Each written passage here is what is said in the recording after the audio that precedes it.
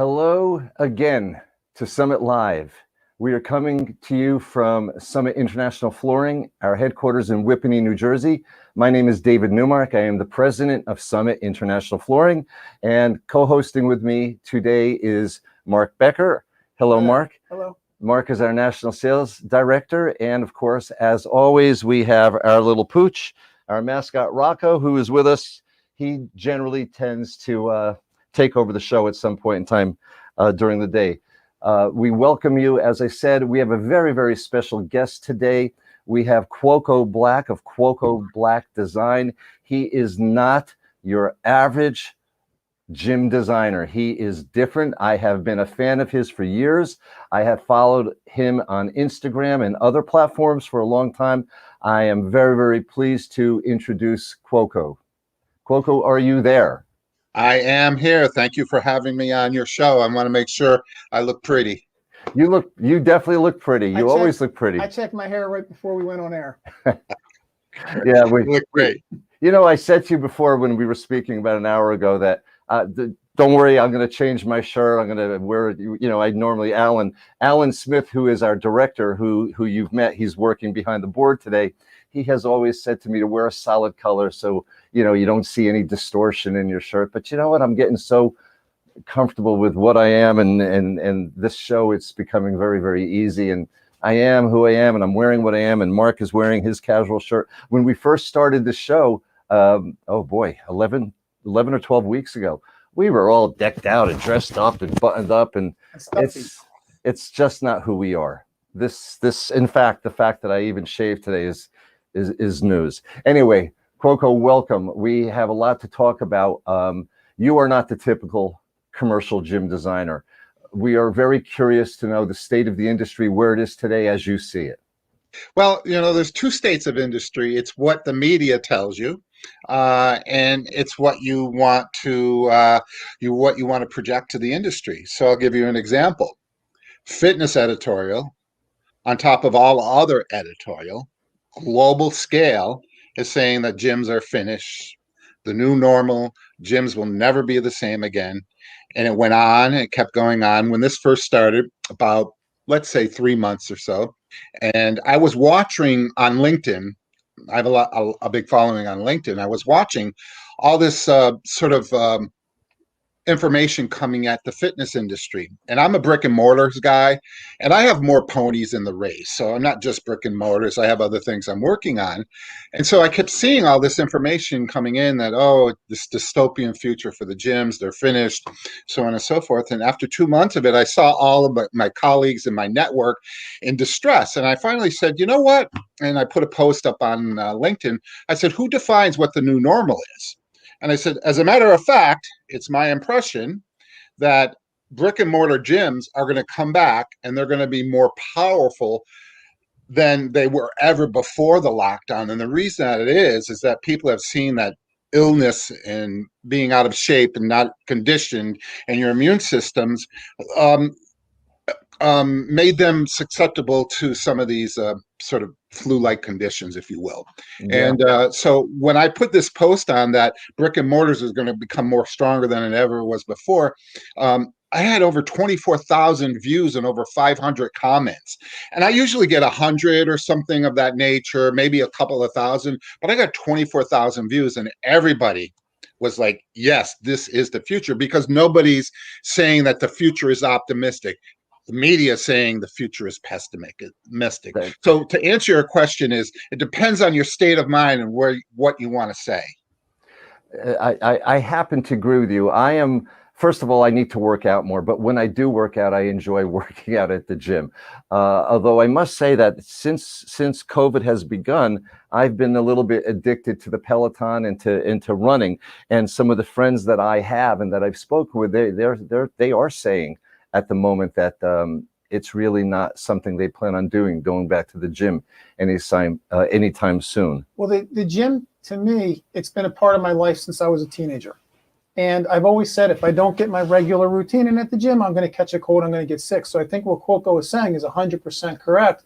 There is a feeling of, I'm going to be more healthy if I work out. I'm going to sweat the bad stuff out. Mm-hmm. It's interesting from my perspective. looking at some of the gyms in the area where I live, which gyms will make it? The gyms, what changes will they have to make so that the public perceives that they're safe there? Because I'm not going to name names, of course, but I've always gone to an old school gym. It's all metal and mirrors, and it's filthy. But part of the allure is the bodybuilding that goes on there, the weights clanging together, the social aspect of it. And I don't know if that kind of gym is going to be the gym of the future. Well, you know, I of course I want to ask Cuoco this, but I would think that you're going to need to design in a way where you do have some more social distance between some equipment, some people. Is that true? Woo!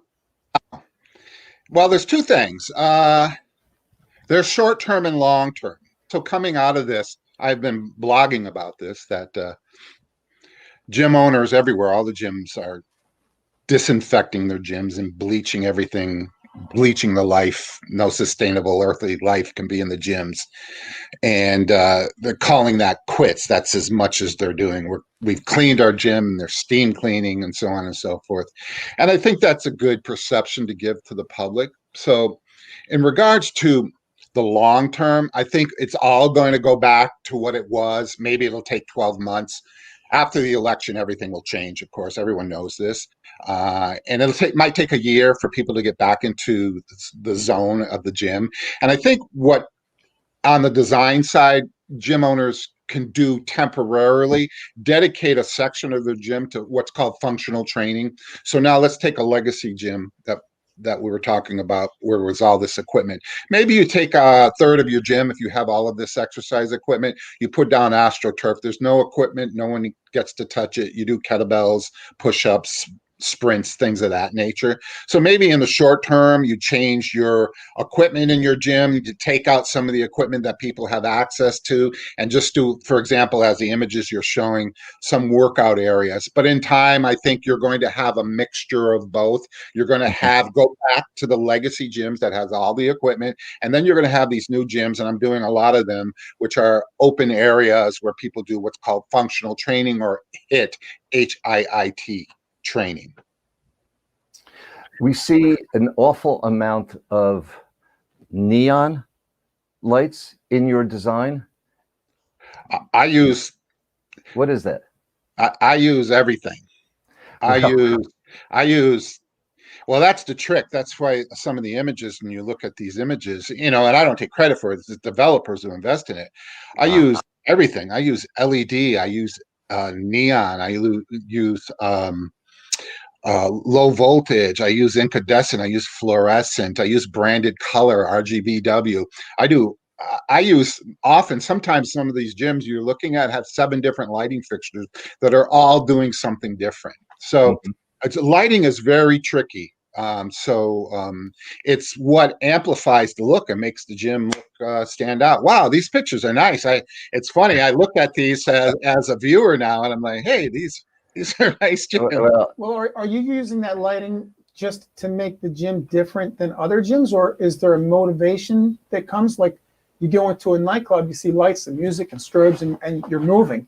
Does the lighting help with that regard? Yeah, of course. Yeah, there is some sort of kinetic energy you get out of the lighting if you can do some interesting things with the lighting. But for me, design isn't like, I don't consider myself an interior designer. I consider myself, and I'm trained as an interior designer. I taught in New York City. I consider myself a conceptual designer. So I look at the gyms as sort of a stage set.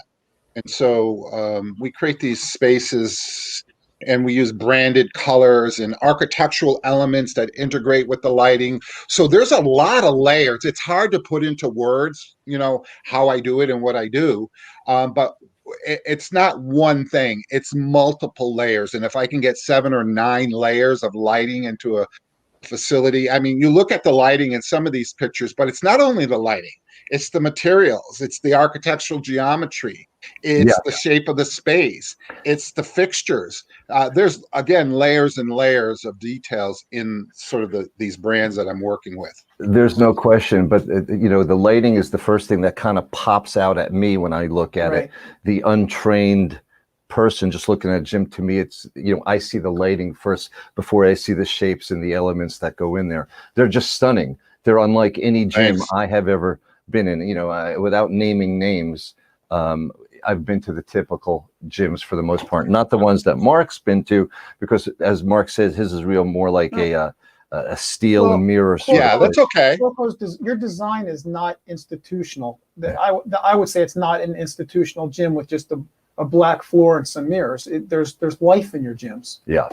That's funny that actually, I'm sorry, Cuoco, please go ahead. No, go ahead. What I was saying is, Marc's saying that your design, there's life, then that's the same sort of thing that we try to do with our flooring.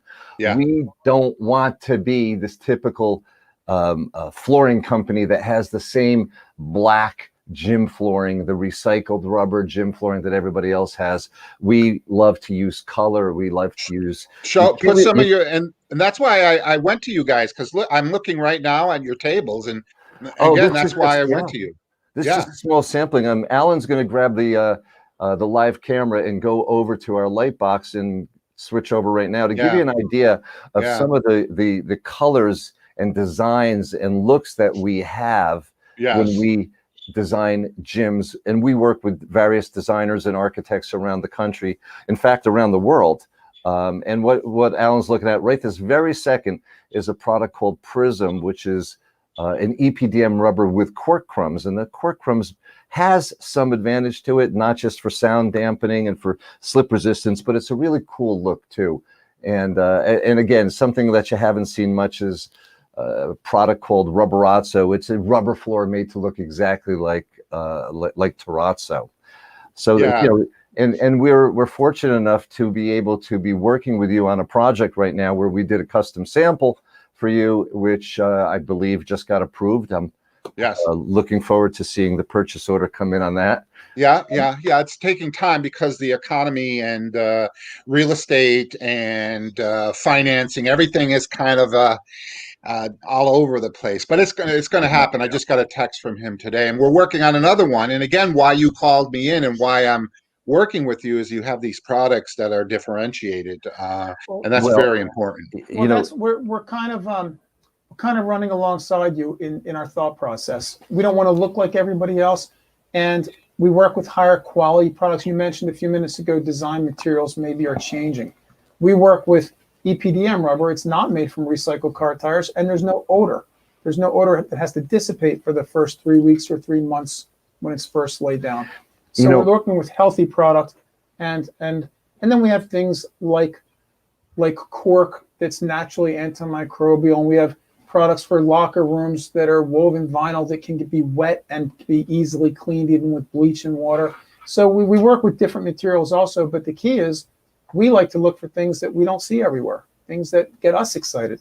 And we think by looking at some of your work that we have some similar thinking. Yes, definitely. Yeah, we do think alike, and as I said when we first started this broadcast, that I've been following you on Instagram for literally for years, and I think if it wasn't for Marc sending out a little care package to you, we may not be talking today. But we do that. I would have found you because I'm making an effort to search out. I would have found you eventually, one way or the other. It looks like you're sitting in front of a whole variety of finishes. Is that what you're sitting in front of? It's hard. I actually, it's funny. One of I'm not going to say it's my expertise, but one of my efforts is to really source innovative finishes and materials. And so you can see behind me, there's just a cornucopia of all kinds of interesting things. And as I said, I would have found you out because I'm always searching for these different products for, the branding. I'm really big on the branding and the innovation of mixing materials and colors. And so that's why I love you guys, because your materials are in the same sort of narrative in my mind of what needs to be done, at least on the fitness side. Well, I'm a little curious about something. You went to design school, but before that, did you start out as a gym rat? Were you a trainer? Were you in gyms a lot? How did you choose that specific feel? It's like what came first, the chicken or the egg? I was actually I trained design. I taught design in New York City at the New York School of Interior Design, and when I got out, a few years later, I started getting involved with weightlifting and getting into exercise. And I was in a gym in New York City, which will go unnamed. There, it's still a big brand, internationally. And I was in the gym, and I was there, and this was 20 years ago, maybe 15 years ago. And I was in the gym, and it was like I looked up, and I was like, "This gym is terrible. Maybe I can do some design." So what I did is I started marketing to the fitness industry, and my first customer was the gym. It was so funny because it wasn't planned, but the gym that I was training in, they were my first customer, and I did a big gym for them in New York City, and that's how I got involved on the fitness side. So I assume you started by doing things that you would like because you were still working out or training there. So are there, obviously we talked a little bit about light and color, but what do you think that you're doing that makes you so unique in your approach to design, not just to make the gym look pretty, but to make it, well, you said functional earlier, but to give it that pep that people want to go in there and start getting into it? Well, you know what? It came down to I faced a lot of resistance in the gym industry, in the fitness industry, when I first came in because I was an outsider. And so there was this fiefdom. I'm sure you know what a fiefdom is. It's like the uncle, the king runs the castle, and his brother gets to run this province, and his brother-in-law gets to run this. And so within the fitness industry, there was a whole fiefdom, and they wouldn't let me in. I was an outsider, and everybody was staying with their own network. So I said, like Barbara Corcoran, when she wanted to get into real estate, she said in New York City, the good old boys wouldn't let her in, so she jumped over them. And so I took that. I said, yeah, that's what I'm going to do. And so I went back and I repositioned myself, and I studied the gym industry. And I realized there were two types of gyms that all the gyms were building. And they were, Marc, the gym that you go to, what I call the 1.0 gyms, which are gyms that look like gyms. And they're all the same. If it's a franchise or a $10 gym or a legacy gym, you know what it looks like. Sea of fitness equipment, black rubber, a stripe on the wall, bodybuilding posters, and motivational slogans, and everybody was doing that. Or what they were doing is they were trying to copy the boutique hotel. And that's a lovely look. I mean, like Equinox and Soul Cycle, they all have this boutique design aesthetic. But what was happening for the gym owners, they were faced with one or the other. And so where I sort of position myself is to educate the people that I was speaking with, the gym developers, that don't do a gym that looks like another gym, and don't do a gym that looks like another boutique hotel. What you need to do is differentiate yourself from those two different styles. And I came up with this idea to create conceptual gyms that didn't look like the muscle gyms or the boutique hotel gyms. And that's how I started. So these conceptual gyms, are you picking the brains of designers at all? Are you consulting with them? Hey, I cast no aspersions on my contemporaries. Did I say designer? I didn't mean designers. I'm sorry. I meant trainers. Are you picking the brains of the trainers at all? Or the developers? It's a mutual thing. And again, let me back up and reel that back in. I wasn't saying anything. I wasn't being cynical of the design industry at large, sure, because creativity comes from inside. So I don't look at other designers. I don't go on the internet and look at what other designers do. They come and look at me, but I don't look at them. Where I'm going with this is, when I meet a developer, I show them, I said, listen, you want to look like a gym, or do you want to look like another boutique hotel? And it's caught on. They're saying, I don't want to look like either one of those styles. I want to have my own concept, my own brand.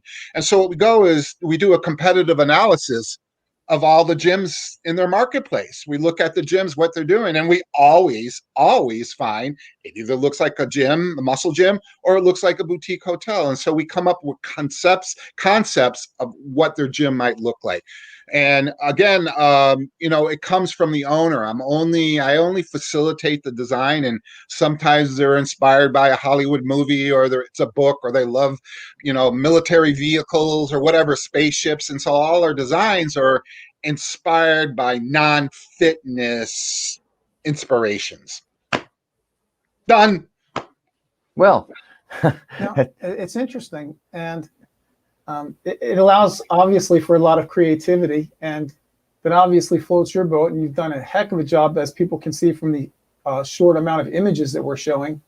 And I guess what I'd like to ask of you is, when you're helping these owners and they're thinking primarily of where their weight equipment's going to be, where their exercise equipment's going to be, they may not necessarily be thinking about the rest of the gym, the entryway, the locker rooms. And I guess you have to help them determine that they may need different types of, because we're in the business, of course, of flooring, that they may need different types of flooring in different areas. And then obviously you have to go find what pieces work together to complete the whole space, not just the workout area. Right. Yeah. So are there different things that you're looking for since COVID hit, or do you think this is going to end and let's just do good design? No, it's always about good design. You know, I'm a very resilient type of character. Like many people, I've had a lot of obstacles, and I grind the obstacles down. I don't let them grind me down. So this whole COVID thing and this lockdown thing, to me, it's inconsequential. It has no influence, no fear, no determination of what my future is going to be. And I'm focused. I have more work now than I did pre-COVID. It's amazing. Wow. These jobs from all over the world, South America and Asia. I can't say where they are because I have non-disclosures. I'm more busy now than I ever was before, because people who are optimistic and visionary and what I call forward-leaning know that they have to come into the marketplace after the lockdown with new concepts. You can't go back with a gym that's been sanitized and you open the doors, it's the same gym. You have to seduce the consumer into like new concept, new ideas, new ways of doing things. And I always comment on saying that my objective is to help the gym owner shift a consumer impression of what a gym experience could be. So the idea is it's not the gym owner I'm working with. I'm working to get the gym owner to think about the consumer, to get the consumer seduced by a new concept. And when they walk into some of these spaces, they like, I've never seen a gym like this before. What do you guys do? And so it opens up the sales process for the sales team to take over and say, well, let us show you what we do. And so, you know, it's an attempt to seduce consumers to buy into your brand, and also to shift consumer expectations of what a fitness experience could be. That's what I do.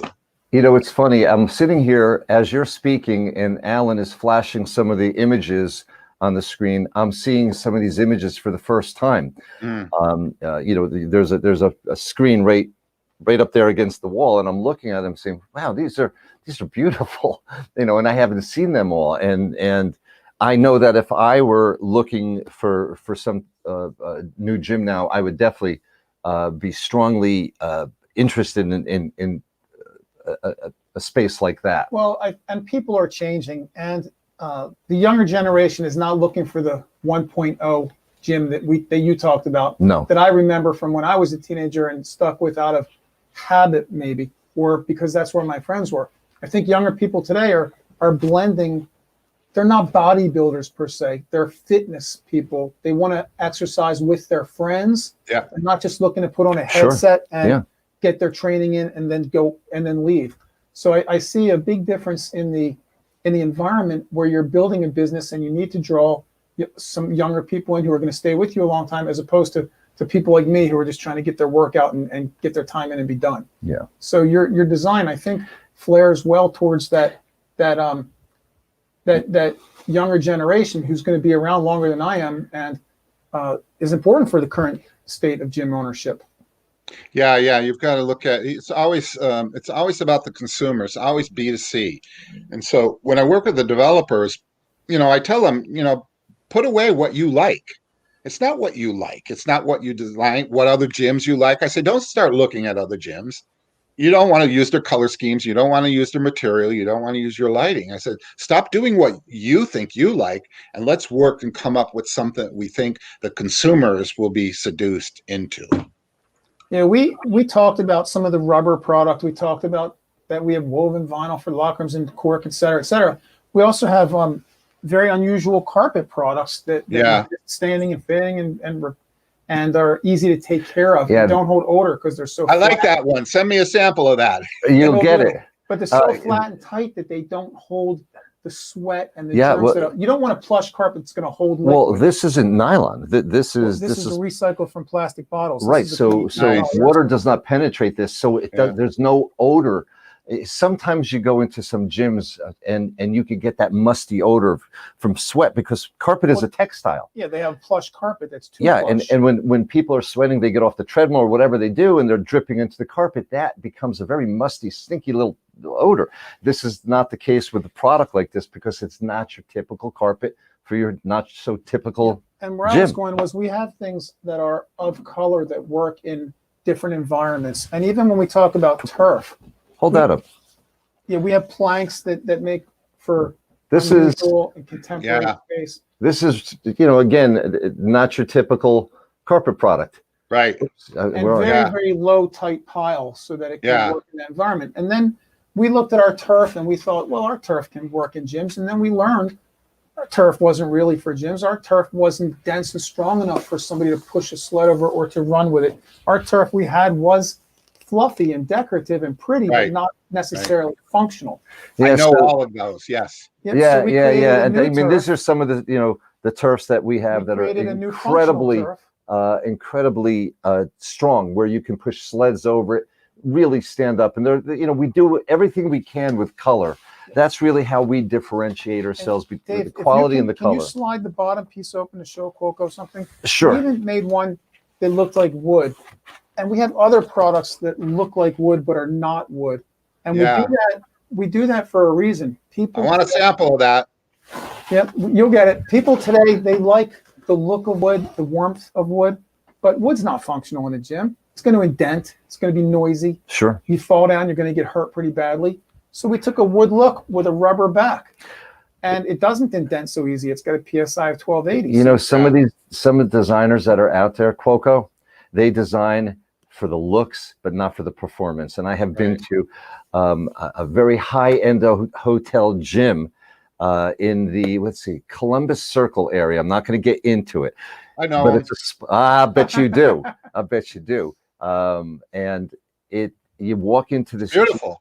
Oh, it's gorgeous. Except you could see every indentation in their wood floor from everything. They're dropping weights on it. The equipment moves. People, even in high heels, when they first walk in, are indenting it. So it was all about looks, but it wasn't about functionality. It wasn't about performance at all. Yeah, we think both directions. What the real estate developers, the vertical market, they're really good. They're very cost conscious, but all they do is they hire their. I've met with some of them. They hire their interior designer of their lobbies and their rooms and their public spaces. Okay, do the gym, and then what ends up happening is it looks like the lobby, and it looks like the public spaces.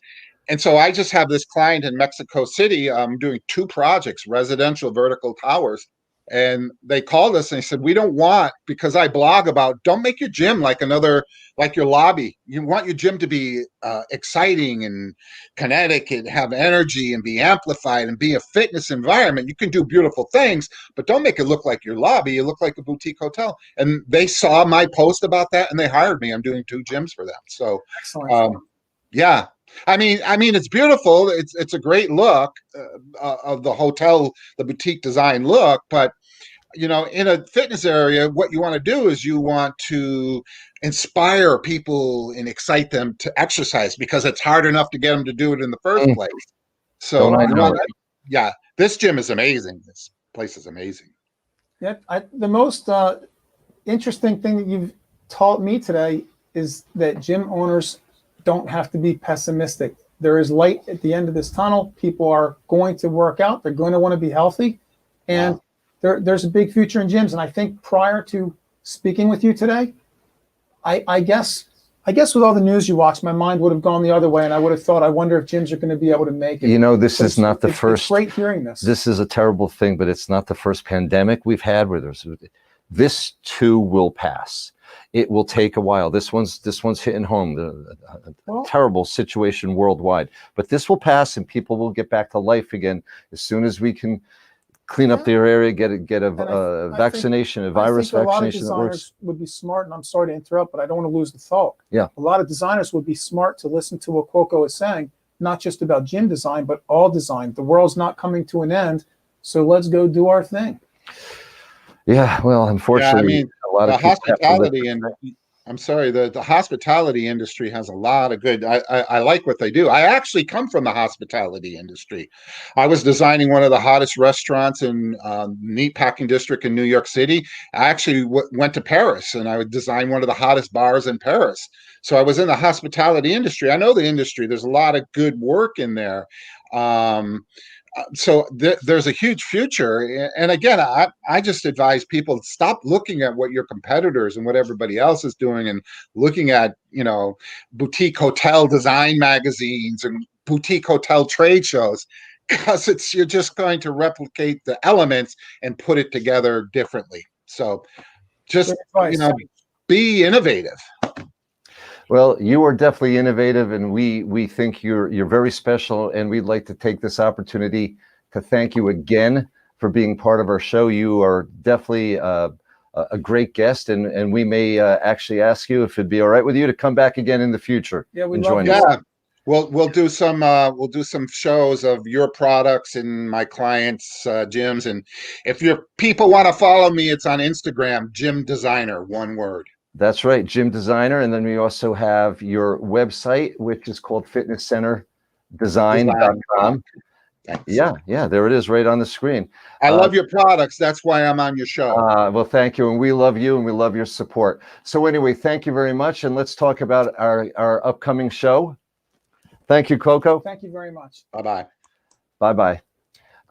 So next week, we are going to be speaking about home design, working from home, residential design, things that are changing, at least for the short term. There are less people working in the office. We could be home more, and people need to consider fixing up parts of their homes. And not just working from home, but most people know Summit because of the great products we have for commercial and contract work and hospitality and office and retail space. And I think fewer people know that we have some phenomenal residentially oriented products. So we're going to highlight a few of those and show people what do they say, the softer side of Summit. Is there a soft side of Summit? Anyway, so next week it'll be again me and Marc hosting the show. Alan Smith has become an amazing director, and we thank him for all the work he does behind the screen. If you have any questions at all, please do not hesitate to reach us at info@summit-flooring.com or call us at 877-496-3566, which, by the way, and I'm sure the people in this office do not even know this, in the studio do not even know this. If you take 496-3566 and you drop one letter off it, it spells gym floor. 1877 gym floor. I'm the only one here that knew that. Oh, you did know that? Yep. I don't remember telling you that. Long time ago. Anyway, thank you again, everybody, for joining us. This is a work in progress. We're getting great reviews, and we thank you. Again, if you have any questions, make sure we know about it. We look forward to seeing you next week, Tuesday at 2 p.m. Eastern, 11 a.m. Pacific. Thank you very much. Stay well and be healthy. Bye-bye.